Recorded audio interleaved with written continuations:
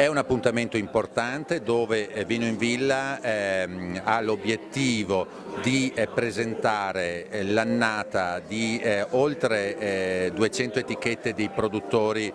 di Conegliano Valdobbiadene Prosecco Superiore, e nello stesso tempo è una manifestazione che vuole dare un'opportunità soprattutto a giornalisti italiani e esteri di conoscere il territorio, che è il nostro elemento differenziale all'interno del sistema Prosecco.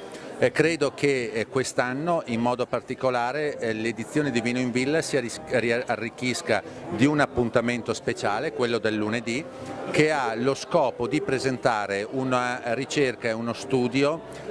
commissionato alla Bocconi Università di Milano, con il quale studio viene evidenziato il modello di sviluppo economico, sociale e culturale del Conegliano Valdobbiadene, un territorio marginale che attraverso la coltivazione della vite recupera la qualità dell'ambiente, del territorio, permette alla comunità di aumentare la propria redditività e nello stesso tempo permette alla gente di crescere culturalmente e di includere la società a questo modello. Questo penso sia un aspetto estremamente importante. Sono poche le occasioni che si dà ai consumatori di conoscere modi diversi di interpretare il Conegliano Valdobbiadene Prosecco Superiore da parte dei nostri enologi e da parte dei nostri produttori, e nello stesso tempo farli degustare i nostri prodotti nel territorio. Indubbiamente conoscere il territorio, vedere da dove proviene il prodotto,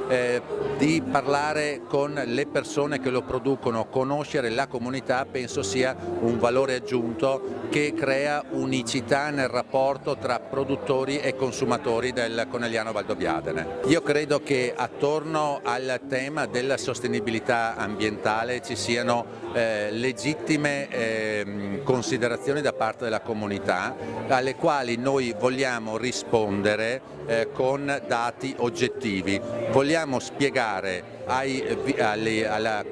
comunità in generale del Conegliano Valdobbiadene che la viticoltura è comunque un'opportunità per il territorio e che eventuali,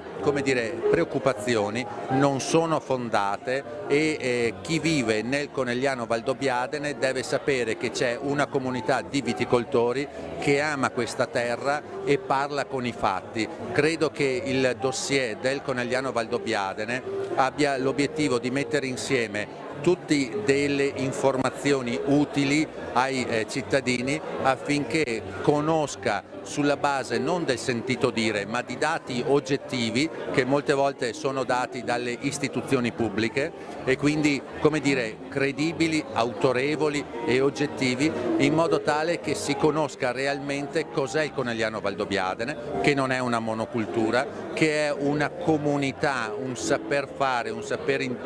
interpretare il territorio e